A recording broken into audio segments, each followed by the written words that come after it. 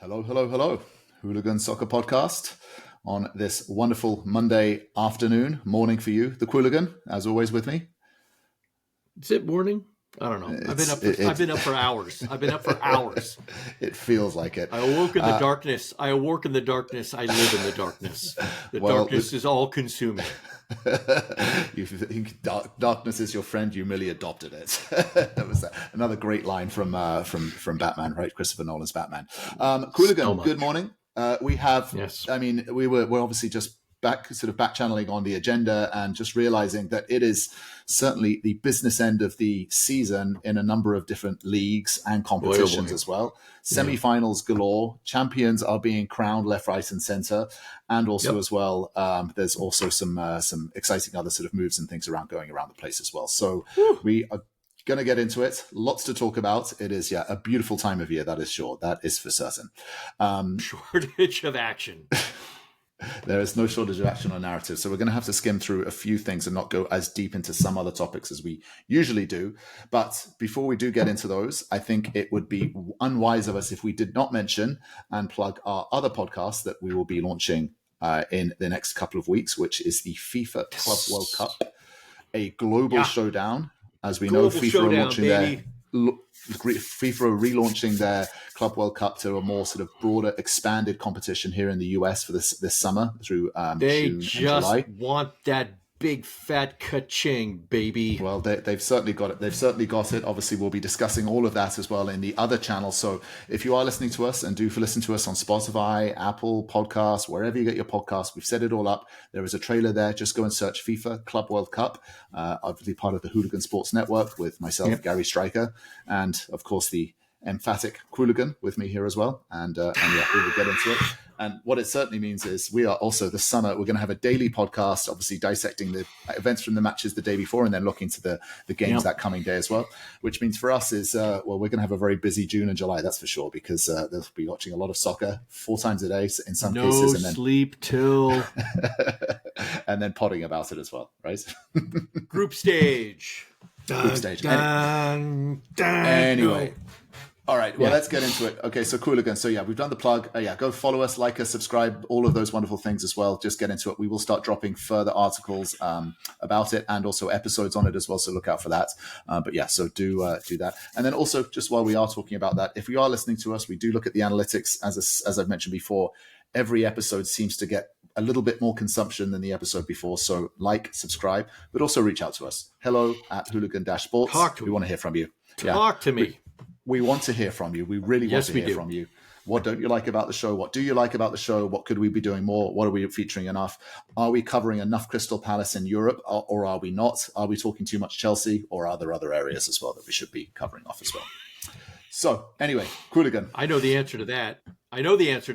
We're not covering enough Crystal Palace. And yes, there's too much Chelsea. So... Well, come and support me on this one, people. Come and support me on this one, people. Well, there we go. Okay, so let's get into it, Qooligan. So today we are going to cover off basically all of the weekend's activity from the Premier League, from the FA Cup, the MLS as well. There was quite a bit of activity there as well. And then we're going to look forward a little bit into, obviously, all of the semi-final cup activity, Champions League, CONCACAF semi-finals, Europa League. Europa. What is the other one? The one that Chelsea are in as well? The Europa. Oh, God, I lose track of them. There's so many of them. I forget what they're called. But we will be looking into that. That's the conference. That's the conference. The Europa Conference. That's it. Europa Conference. Europa Conference League. That's it. Yeah. So it's semifinals galore this week. So anyway, we'll be covering all of that as well. Okay. So I want to start off. I think we've been calling it for weeks. I think you were the first one to actually cover this with this one, Qooligan, and say Liverpool were going to be champions. It was pretty much locked in. Mm-hmm. Arnie Slot, one of a few set of managers to win the Premier League in his first season, which is an incredible achievement. Not something that Alex Ferguson was able to achieve. Can you name them? I think yes, I can. And I think you're wrong. There's more than 3. I think there's more than 3 because there are 3 Chelsea managers who have done it. And I know there's others. Okay. What did we just talk about? We said too much Chelsea. Right? Didn't we just discuss the too much Chelsea? I was saying, can you name the 2 Liverpool managers who have achieved this feat? In the first season by winning the league? Correct. Correct. It will be. Would it be Bob Paisley? Is that correct? Nope. No, go on. Who? Joe Fagan. Joe Fagan. Okay. All right. Trouble. And then Arnie Slot. Yeah. No, hold on. See, this is Joe Fagan in 83, 84. Yeah. Won the treble. Didn't just win, won the treble. And then Sir Kenny Dalglish. Kenny did in the season. He was a player manager as well, if my memory serves me correct. He also scored the winning goal in the final against for the Chelsea. Arsenal? No, oh, shit. Scored against Chelsea the winning goal to secure the title. Too much Chelsea, Qooligan. Too much Chelsea. Let's stay away from the Chelsea.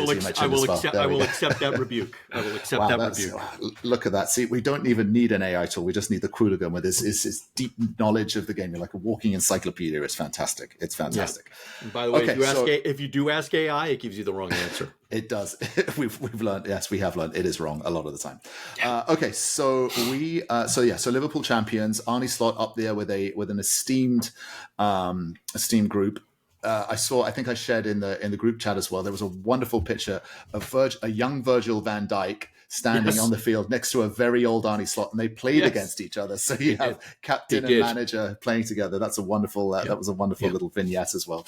But Liverpool, do you think they've been dominant? Obviously, because they've lost so few games. But what was interesting for me is they won it with so few points, right? I think there was the argument as well that like Jurgen Klopp came second in the Premier League with 97 points versus when they won it with what do they do, 82 points, right? Obviously they're going to get more as well, and they'll probably tack on a few more, but it certainly was a less intensely competitive season, just given by the fact that Man City dropped off so early and wobbled, and Arsenal just fumbled as well, and just really lost too many games as well.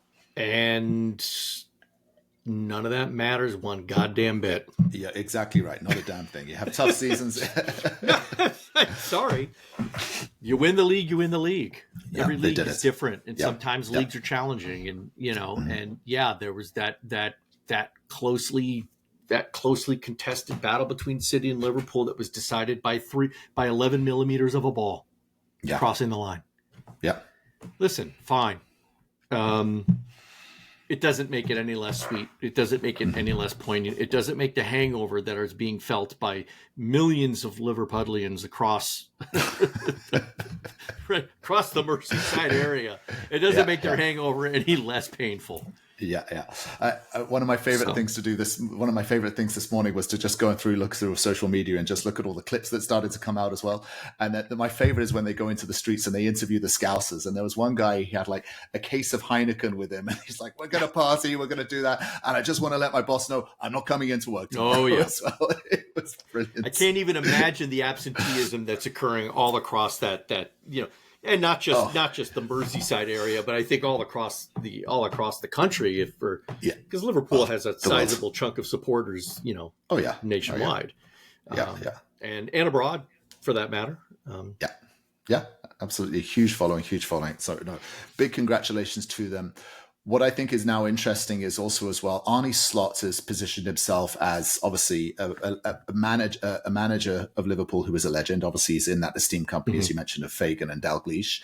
I think the next thing to sort of get immortality status and get the statue outside is go and win the Champions League, which, with the sort of the tools he's got and the team he's got there, I think they're very capable of doing that. Totally. What is interesting, I was listening to Jamie Carragher, who's obviously Liverpool fan number one and obviously sort of one of the pundits, and he was saying about how Slot doesn't completely trust the squad because he's been using a lot of sort of, the same sort of core 16, 18 players and sort of not been sort of dipping into sort of, maybe it's the younger side of it as well. But there is this notion in this conversation about the idea of actually Slot's now, because he's been able to flex his muscle and he has a Premier League under his belt, he can actually go to the board, go to Fenway Sports Group and say, right, okay, you've obviously locked up Salah, you've locked up Van Dijk, Trent maybe looks like he's going. Here are 6 names that I want. I want you to get me and let me go and build this team in my own sort of image and my own interpretation. So I think it'll be interesting to see what kind of transfer activity happens, obviously at the Liverpool side of the business end. I mean, and Slot may be justified in having some concerns about the squad, as you say, right? Because the one time where he did rely on them to go and get the business done early on in the FA Cup, they failed. They didn't deliver. They didn't produce. They didn't fail. Yeah. So, clearly I think Chiesa is going to be out. Right. He's Nunez. Nunez is another one. He's probably gone. I think Nunez is one that they're actually going to be able to offload on a positive side. Like, in other words, say, no, you were great for, you did have your contributions. Thank you very much. And I think everybody will sort of part ways being friends. Chiesa, maybe not. He just never meshed. Never got going. Yeah. No, just never got going. I could see some other, you could see some other players possibly moving out, but no, I think those two are the first ones that that leap into mind when I'm going, yeah. I think that's, and then there's a lot of rumor around Luis Diaz. Yeah, I think a lot of rumors about him moving on. And that would be a loss because that wiry little scrapper. Is he fun? He scores some goals as well, and he scores goals, right? He's not like Nunez, who looks the part, does get into the good position, but just doesn't have the numbers or the follow up, right? I think I also really like Diego Jota. I think he's a very good striker. He just keeps getting injured, though. Just keeps getting injured. There's nothing to say negative about Jota other than the fact that he gets injured, and a lot of that is not his fault. Yeah. Right. It's just sometimes you just get bad luck, and he's been dealt some bad cards. That's all. Yeah. In any case, I do have to say congratulations to Liverpool because that was really the one. That was the game. Yeah. That was the game. And they did it in style. Hey, they absolutely just absolute style. Yeah, I don't think you could, in a year where Liverpool have made some statement wins. And also in a year where they have conceded first on multiple occasions. The exact number is not at top of mind, but I'm going to go out on a limb and say I think it's at least 6 times where they have conceded first. They almost always come back. Wow. And I don't, and I'm, like I said, I'm not sure about that number. That's just a kind of a bit of a swag, but nothing will compare to the way that they did it here. They absolutely, and you saw it when they came out of, after Dominic Solanke, beautiful goal, by the way, like an amazing goal. When Solanke hits that header and you look at the body language on Liverpool, not one person dips their head, not one person slumps their shoulders. There's not even any real big finger pointing. There's like, you need to mark better next time. You need to do this next time. They very purposely march back to the center and they get on their way. Yeah. And you knew in your soul, oh yeah, this is not over, man. Not even close. And as soon as they got that equalizer, it was, game over. Well, I would love to have been a fly on the wall inside the dressing room and the sort of pre-match sort of like hype. And do you think Slot at one point stands up and he goes, guys, we know we've won this. Look how dominant we've been all season. Just get out there, go and do the business. Don't worry about it if you make a mistake. Just keep going. Or do you think he was panicking and saying, guys, keep your head, stay cool. Don't make any stupid decisions. Let's get this one over the line and then we can have the party. No, I don't think I don't think Slot is one for the big inspirational, like win one for the Gipper type speech. Yeah. I'd say that if anything, he's much more in the Bill Belichick style, who is purely analytical. Like it's just, hey, I'm sure that he can get mad, but I have a funny feeling he subcontracts his anger and venting to an assistant coach. He has an angry assistant. He sits there and gives them what they need to do. Like he's adamant. Yeah. He goes, guys, this is it. You follow the plan. Do the plan. Yeah. Yeah. But there's someone else that is going in and doing the yelling and the screaming and the whatnot. Yeah. There's always that one assistant coach whose job it is to just rip people's heads off. That's right. There's one of those in every locker room. Yeah, that's true. Wonderful. Yeah. Well, so while all that happened on Sunday. Okay, so that was Liverpool. That's the Premier League. I think obviously we've been tracking as the Premier League comes to a close. Obviously, the relegation guys have decided there's now a bit of a bun fight now for who finishes in the top 5 in the Champions League. So that will unfold. We don't need to spend too much time today going on to that one. I do actually just want to make a slight detour from the agenda and say on Saturday, while your beloved Crystal Palace were kicking ass at Wembley against Aston Villa, which we will get into now. Thank you very much. Did you see the Copa del Rey final, or did you see the highlights or the antics that went on at the end of that? I did not. I did not. But I did pen a rather scathing missive about Real Madrid. Yes, I believe it was late on Friday night. And I stand by every single word that I wrote in that. Well, that is why I was bringing it up, because you're justified. You were so justified in it. The behavior was, oh my God, it's this Real Madrid just completely just love it. I mean, they just completely humiliated themselves with the behavior and the antics. And I know these El Clasicos there's always a bit of sort of temper tantrums and all the rest of it. But I think. Yeah, I mean, there was Rudiger on the side. He was throwing ice he was so pissed off and so angry, he threw some ice at the referee from the sidelines after he'd been subbed off. There were red cards thrown around as well. There were some nasty tackles. There were some questionable VARs. And sort of, again, it just started getting really spicy towards the end. And for the neutral, it was entertaining, but it was actually sort of not the most becoming behavior for Real Madrid of someone with sort of such esteemed, for the largest club in the world, as it were. That's for sure. I listen, as ebullient as I am that I called it, I'm also disappointed in Real, though. I mean, one should never be.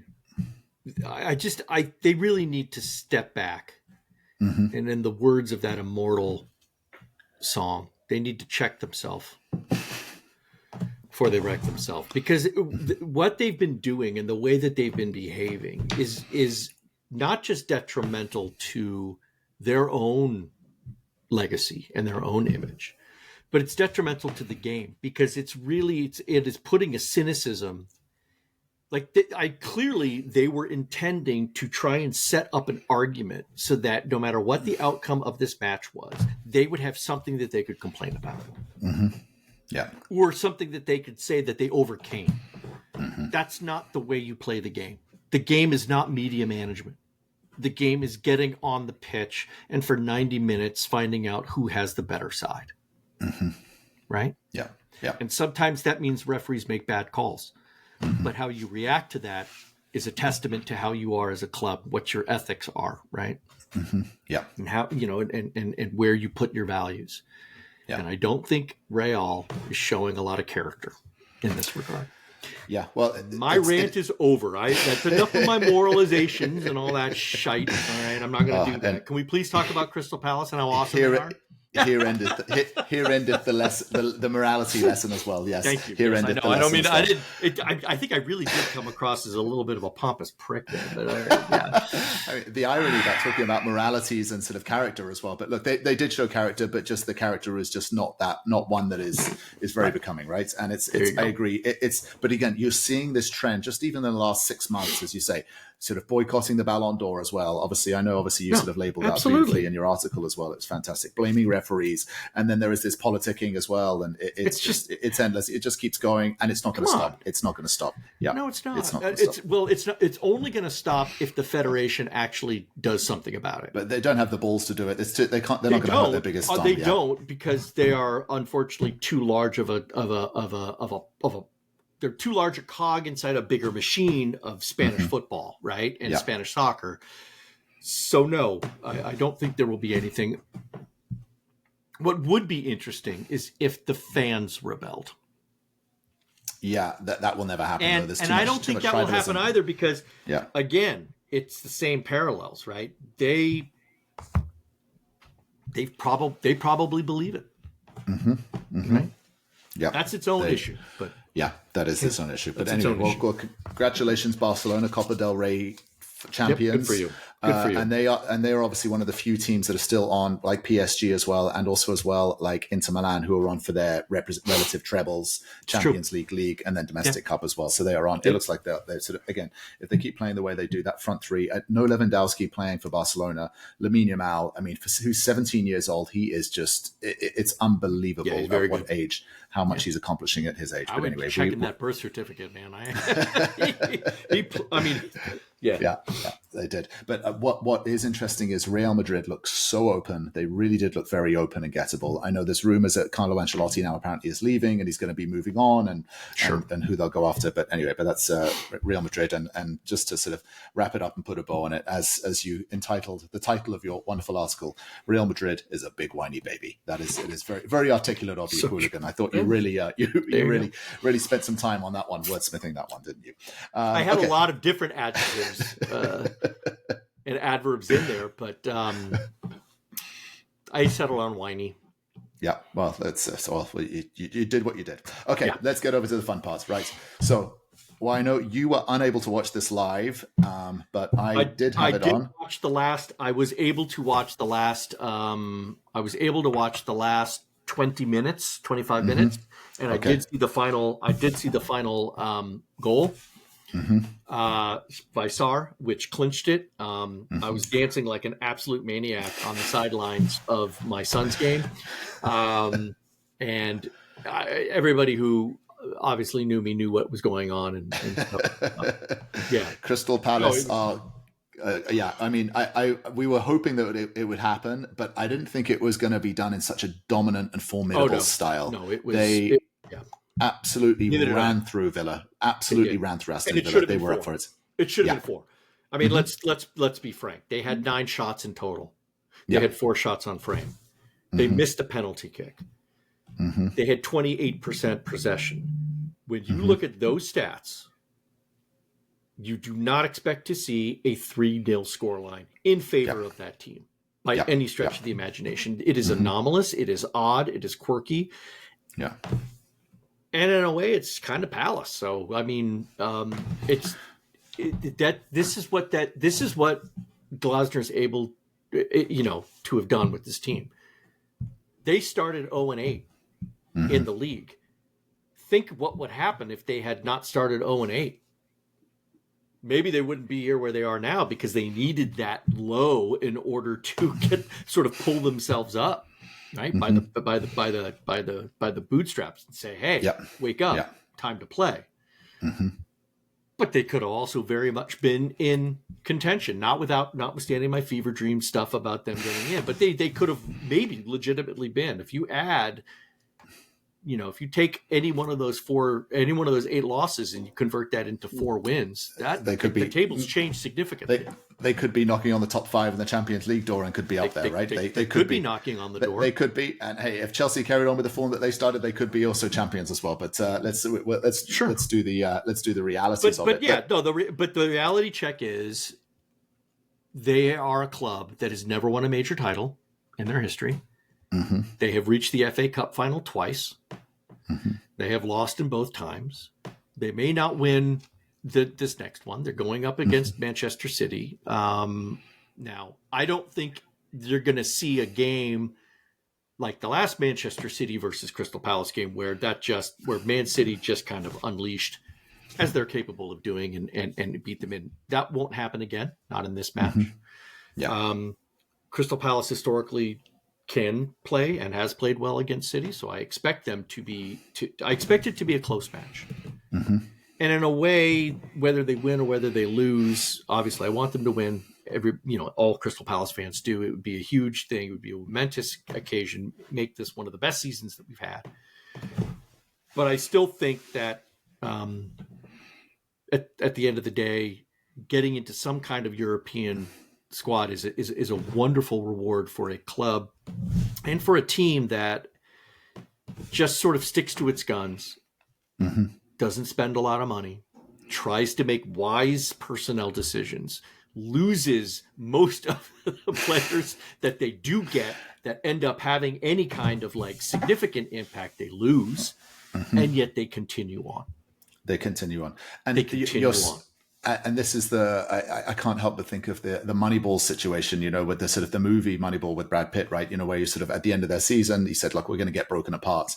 And, even just if you look at last season, right? Because correct me if I'm wrong, but Olise, who plays for Bayern Munich was obviously and he's dominating at the moment. He's going to go and win the Bundesliga, and he's obviously sort of going to do well. But and so having had that star player taken away, to be able to find that sort of workaround and replacement, and that front three of Mateta, Reze, and Sarr, they look really, really good. And then I know you've got a sort of Nketiah, the former Arsenal player, in the background as well, and I'm sure the sort of the back office are probably working around and looking at sort of scenarios of replacements, because when they get a big money offer, they'll probably have to accept it.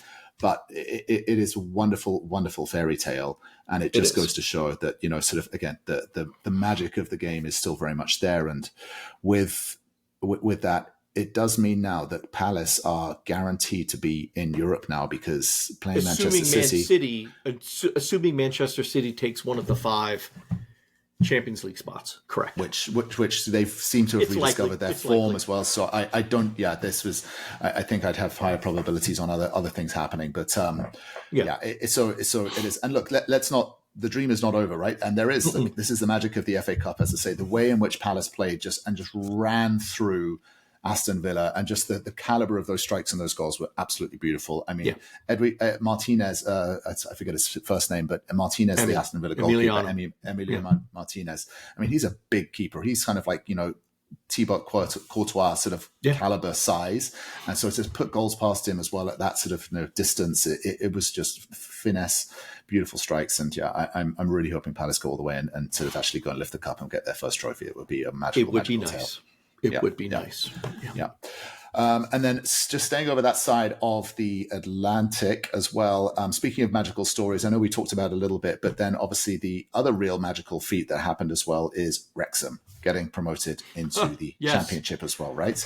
No, we have to go there. We have to go there because it is a true Cinderella story, and you can make all of the analogies about Hollywood endings and scripts being written and blah, blah, blah. But at the end of the day, it's never been done. Mm-hmm. And there's a reason it's never been done.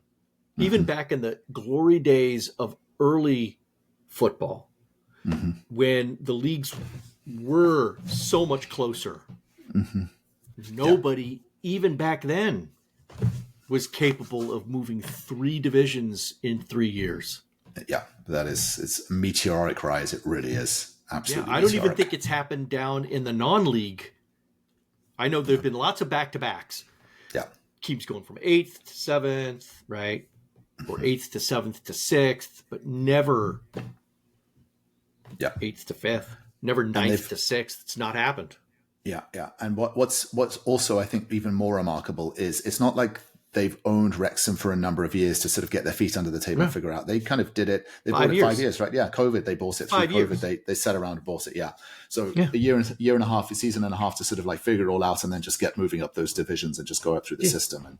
And it's the other interesting and amazing thing is they haven't spent huge amounts of money. It's not like they've outspent and just gone and bought this. There is a character, it's not about money. Chemistry. Yeah. It's not about the money. Do you know what it's about? It's about the fact that there's a belief that the owners believe that they can do it, that they pass that belief down to the staff, that they keep their hands off the business. They let the people who know soccer make the decisions. Yeah. And what they do is they pump the brand, they pump the club, they pump the community. Their job is to get them excited. So they're doing that. Now, they're going to the championship. Ticket prices are rising. Locals might get frozen out of games. You might start to see a little bit of a backlash on that, and who knows. But certainly for that area of Wales, for communities like that are not very large, that have suffered, a tremendous amount of economic struggles, this has got to be this has just got to be an amazing thing. And for teams that they've leapfrogged, who cry, foul or Hollywood or issue any statements of disdain. I mean, look in the mirror, kids. You'd be taking that same deal. Yeah, you would. It's a wonderful. It is a wonderful fairy tale story. It really is a wonderful fairy tale story. And I went back and I haven't gone and done a terribly deep analysis of it, but I do know that many of the players that were on that were part of that initial squad that moved out of 5th to 4th, and then came out of League 2 and into League 1, they were all loaned out this year. So it's a new squad. It's a new squad with some solid XPL. And again, this is the business.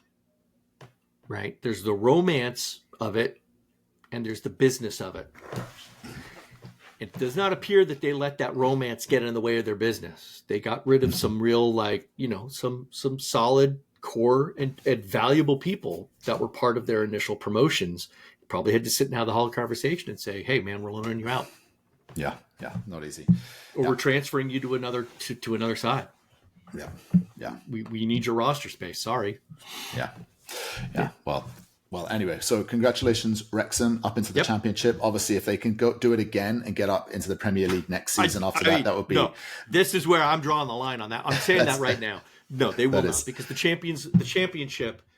Every league is different. Every league's a different beast, but the Championship is a beast with like 6 heads. It's a hydra.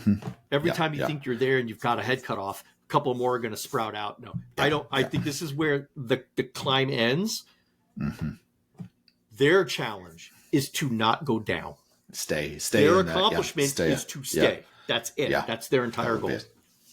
Yeah, and they've clearly got a working model that sort of obviously is probably the envy of obviously all the other teams in all the other leagues that they pass through and they just zip through. I mean, it's incredible. So it'll be interesting to see how they execute and they go about sort of whatever the plan is that they'll do to stay in the Championship and potentially get up into the Premier League, which they've clearly articulated is very much the goal. So yeah.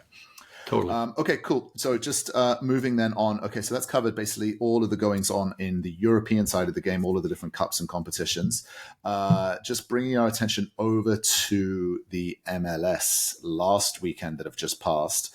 I think the thing that stuck out for me is just first of all, I think we have to talk about that Miami game. Miami were, I believe they were, they were 2-0 up or they were 3-0 up against FC Dallas.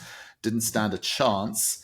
It was. Well, Dallas went 1-0 up, and then obviously Miami came back and obviously went 3-1 up, and you're like, okay, that's fine. They look as though they're sort of set, and then all of a sudden they just completely fell off and lost 4-3.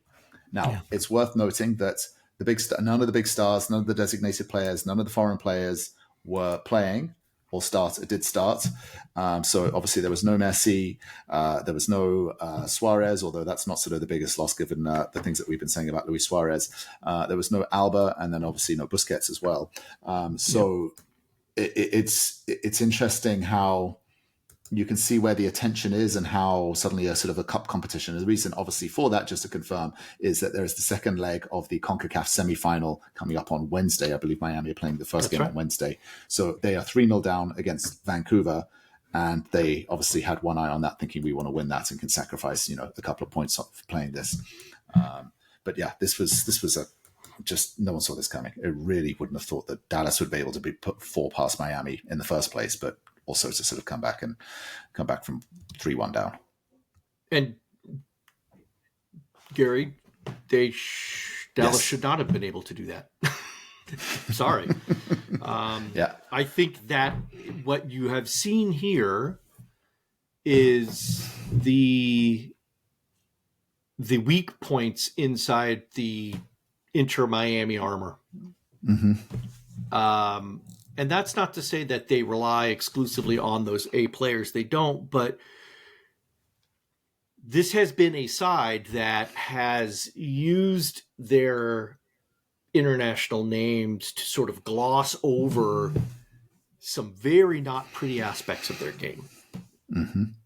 Because when you have a Messi, and this was even mentioned, like when I was watching the game against Vancouver last week, there was all this stuff going on. There was always the idea, certainly in the lips of the commentators, that, well, all you have to do is give Messi the ball and he'll go and he'll get a goal and that'll change the entire dynamic of everything. That's not the way you want your team to be, right? You don't want your team to give the ball, and this goes for any sport. Give the ball to LeBron, give the ball to Steph, give the ball to Tom Brady, that's not the way you want your team to be. Doesn't work out. And let's contrast what Miami did with what Vancouver did, because Vancouver did something very similar. They rested a lot of their star, big attacking players to have them ready for Wednesday. And what happened at the Vancouver game? They won. They won. They won. They didn't just win. They dominated. They kind of kicked ass. So, okay, fine. Yeah. Different strategies. And also it's a big difference between a league game. Like you said, it's just some points. In the grand scheme of things, the points don't necessarily matter. And I think Vancouver would have been quite sanguine had they lost that game. Then be like, okay, we can absorb that loss and move on somewhere else. But they didn't. And I think that speaks a lot to the mentality and to into that spirit that Vancouver's got, which is, sure, we're just going to go, we're going to play, and we're going to win. Yeah. And they won convincingly, obviously 3-1, obviously very convincingly. I mean, they're just breaking away at the top of obviously the Western Conference here. And it's, I mean, and again, and then they're going to go and obviously we'll move into obviously sort of the semifinals going as well. Because, listen, all of this conversation that we're having means jack if Inter Miami puts 4 up against them on, right? Blanks them 3-0 at home. All of that, and especially if it's those same international players that get all 3 of those goals, then you look at Miami and you go, that was a master class of planning. That That is a masterpiece of coaching strategy. I do not think I will be on a podcast with you, Gary, saying those words again, or in anything other than a hypothetical tone. However, I could be wrong. Yeah. You could be wrong. Well, the one tell on that, which is I don't know if you listened to the interview with Javier Mascherano after the game, he came out and he held his hands up and he said, "I got it wrong. It was me. We decided to, press too early. We should have shut up shop, and basically we made the wrong decisions in the substitutions." And basically he sort of took ownership of it, which is wonderful to hear. Which is good. Compare that to a Real Madrid where they'll sort of, just start throwing ice cubes at referees and start bitching and moaning about things. Exactly. Right. And blaming anyone but looking at themselves. Right. But it definitely is, as you say, just talking about even Wrexham, just the way they decide to build themselves as a club and sort of be able to sort of move through the ranks without spending the money and just sort of bringing in the big name stars. Right. Similar to Vancouver, as we say, and we've discussed this before, how Miami and Vancouver are two basically opposing sides of the coin in terms of philosophy about how to build a soccer team. Do you go out and get the big stars and just go and sell the brand name? Or do you actually sort of go and find talent and sort of build a cohesive team or a cohesive roster and then obviously be able to sort of change them around? But, and I think, Vancouver is showing and Wrexham have shown that, it may not be the sexy path, but it certainly is the more sustainable and sort of the more, dare I say the word righteous, but definitely sort of the more, sort of successful path and the right way to do about it. Yeah, I would agree. And I do want to take a moment just to call out Berhalter. I thought that goal was fantastic. Oh, Sebastian Berhalter, absolute banger. And that was, and by the way, ironically, his first league goal, if I'm not mistaken, that was his first league goal. He scored in other competitions, but that's his first goal in the league. Yeah, he scored against Miami, obviously, in the first semi-final as well, didn't he? He did. And Ben White. So Berhalter is really sort of shining and definitely sort of looking like he's probably sort of midfielder of the season for me so far. Just his consistency and his performance has been fantastic. All right, let's move on and just start looking forward then into all of the semi-finals activity that we have this coming week. So it all kicks off tomorrow. It really is. I just want to take a moment to say, what a beautiful time of year. The games are coming thick and fast. The competition is there. It is just absolutely beautiful to see. It really is. Yeah. So we have the Champions League semi-final, first leg of it. Barcelona against Inter that is not right. I get that wrong. Arsenal against PSG on Tuesday. That is tomorrow. Arsenal at home at the Emirates. Yep. This one is... we've written Arsenal off so many times in the league. They weren't going to do it against Real Madrid. They didn't stand a chance. Declan Rice cooked in the Bernabeu, and also at home as well. I think I don't want to make the same mistake here again, but this is a really, really tight match. I don't know what is your take here, Qooligan? Why do you think we're my take is that Thierry Henry is going to be a very, very tortured soul in some ways. Oh, he has no love for Paris Saint-Germain, really, but still, he's French and he's from Paris, so yes, that's it. Yeah, but no, that man's he's an Arsenal guy through and through. He's an Arsenal guy, yes. But yeah, I really don't know. And I have absolutely no problem in admitting my ignorance on this, because I see it. It will really, I will be watching, like from whistle to whistle. I will be there in that moment, because it's too big of a match to ignore. But I really don't know who's going to make it. I think if you're looking at it objectively, if you're looking at it in terms of run, consistency, everything else, PSG has been better more recently.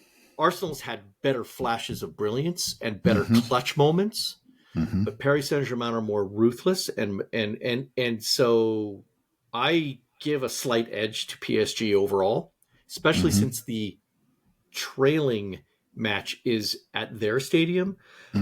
But hell, we felt the same way about Real. So what? Bring it. Just bring it, man. Yeah, I definitely want to see a good game here for sure. And again, it will be, look, PSG in their respective in Ligue 1 obviously dominate, because again, similar to it's Ligue 1. I mean, it's the way Ligue 1. it is. Yeah. Well, when they have all that petro money, as well as obviously no one else to compete against as well, no other competing petro state to compete against you, and you can do that. But it is to be, if we are being fair, they have changed their philosophy again and moved away from the sort of the approach of going for the Galacticos model, going and buying the stars and actually sort of building a team. And obviously, like Dembele looks absolutely fantastic. And it's worked. Yeah. As it tends to, right? I mean, that Galacticos model is fantastic and can be fantastic for brief periods, but it runs the risk that if that chemistry is not there, you're fucked. I mean, really? Yeah, you're fucked. Yeah, and no, you're stuck with a massive wage bill.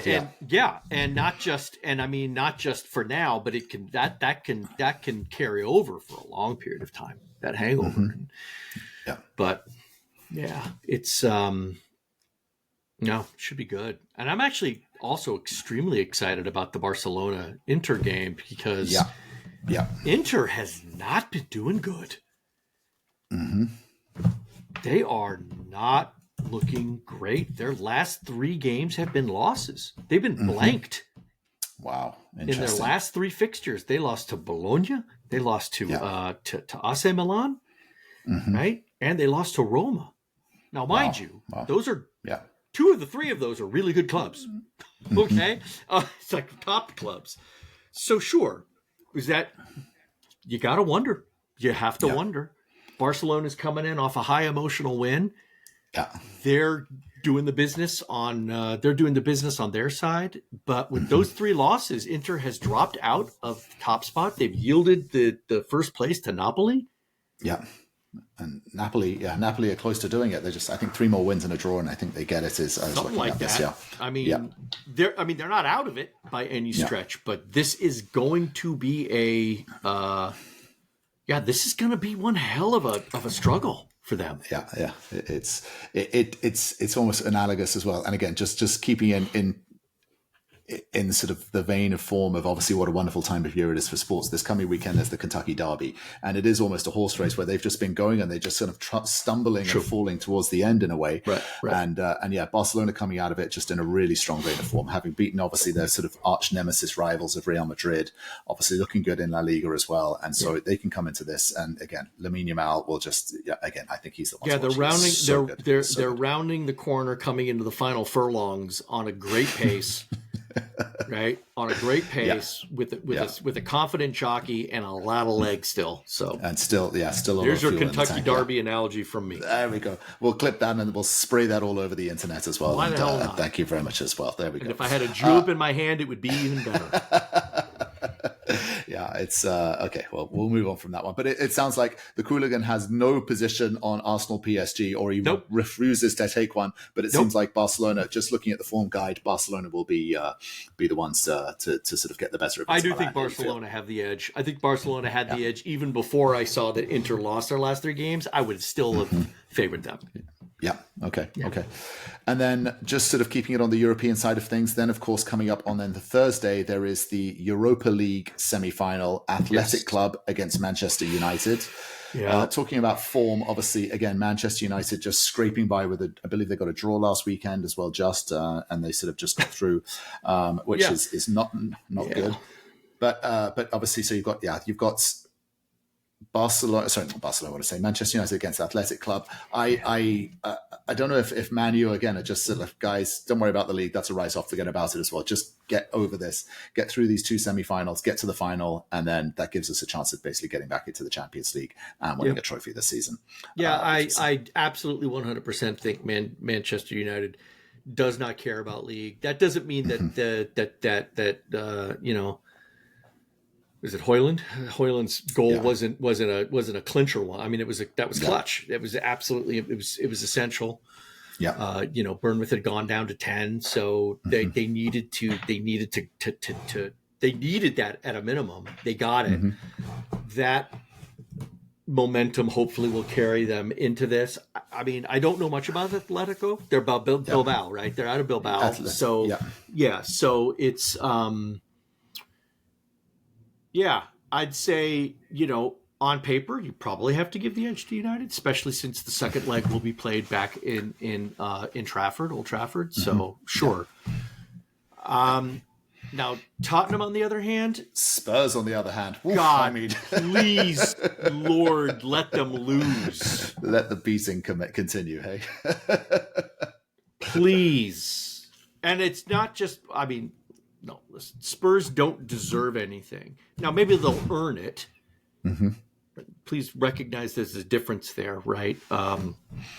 If Spurs show up as they are capable of doing, if they put together a really nice game with some solid defense, some crisp passing, and some, you know, and some danger, fine. If they win it legit, that's great. If they skate by over a club that is so small, to classify Bodo Glimt as a minnow is offensive to small fish everywhere. This is a club of plankton. All right? They are tiny. Yeah, they are tiny. They exist in the Arctic Circle. They don't have grass in Bodo Glimt. They have tundra. Right. So and that's again, but they've punched up. I want to see them go to the final. I would love to see them raise the trophy. I can't think of a better feel-good story and a better David versus Goliath tale than this. Yeah. Really. I think if Spurs do not do well or do not get through to the final here, I think that's all but cemented Postecoglou's I think Postecoglou's exiting anyway. I don't think there's any... Anyway. Yeah. But again, you can imagine a scenario where they go on to win this, get into the Champions League, and he could turn around and say, well, look, I got us into the Champions League as well, and that deserves a crown. I mean, the look on Daniel Levy's face, they did a cutaway during the Liverpool game. And by the way, I turned to my son on that game. He's a Liverpool fan, and I said to him, geez, you know, if I was a Spurs fan, you couldn't have paid me to go into Anfield today. There's just you couldn't have paid me. The atmosphere, I wouldn't have done the it. Energy, no, yeah. He looked at me and was like, yeah, right? But the look on Daniel Levy's face, it was as if the baby he ate that morning just wasn't sitting right with him, you know? He was not a happy-looking man. He's never a happy-looking man, but he looked even more miserable than usual. Well, that's well, I don't think anyone's going to cry for him, but that is for sure. Okay, so it'll be interesting to see what happens. Both of those games happen on Thursday, incidentally. So we've got the Champions League League on Tuesday and Wednesday, and then obviously the Europa. I think they're happening at the same time too. If I'm they're not all mistaken. happening at the same time as well. Yeah, Correct. so there'll be and that will be also at the same time on the Thursday as well. While also there is the Europa Conference League semi-final, Real Betis against Fiorentina, and then Chelsea got a very favourable draw against I can't even pronounce this as well. Jurgarden, is that who? That's how you pronounce. Is that how you pronounce it? I think, yeah. So Jurgarden, I don't they'll know. be playing This off. is. I thought we weren't talking about Chelsea, but Well, okay. we're not. I just mentioning the competition, purely mentioning the competition. Understood. We'll be able to watch that Galazzo show as well, where they cut around, and we'll be able to sort of see all the action on Thursday as well. So great games on Tuesday, great games on Wednesday, and then I think then the other game obviously that's worth that the other sort of final sort of CONCACAF semi-final, and obviously as we have the return fixture of. On Wednesday, it's Miami against Vancouver. They're in Vancouver are playing in Miami with a 3-0 lead. Away goals count in that variation of that competition as well. No, they have Vancouver have a 2-0 lead going into the game. I'm sorry, 2-0. I'm sorry. Miami 2-0. needs a 3-0 win. Oh no. If they win by 2, it goes to extra time. If they win by 3, they win. Every goal that Vancouver scores means that Miami has to score 2. Well, 2. It's just a mountain. Yeah. In the event of a draw, then it means double as well. Look at that. Oh, wow. And I'm telling you, if I am Vancouver, I am playing to score early. Yeah. Just go. Just guys. Just get at them. I think you have to play that offensive. Attack is the best form of defense. Go for it. Just go at it. Get at them. Get in their face. What the interesting tell for me will be, does Luis Suarez start? I know we've been picking on Luis a little bit and sort of calling out the fact that the game has left him and his legs have gone. I just think he's if you play him, you have a liability. I think they bring him on as a super sub if it's tight. Yeah, if it's tight and maybe it's experience and you can go and bite someone and get in someone's face and cause some problems. But again, I don't think that's going to happen. Yeah. God, I hope not. Well, he hit himself in the last game, as we called out as well, which was quite funny as well. Yes, he did. Yes. Indeed. Yes, he did. Okay, cool. Wonderful. Right. Well, Qooligan, it's taken us over to extra time as well, and I think we're going to blow the final whistle on this, as always. Thank you, as always. Yep. Lots to talk about, lots to write it up. We will be back on Thursday, looking into the upcoming weekend's fixtures as well. So until then, thank you very much. Speak to you later. Peace.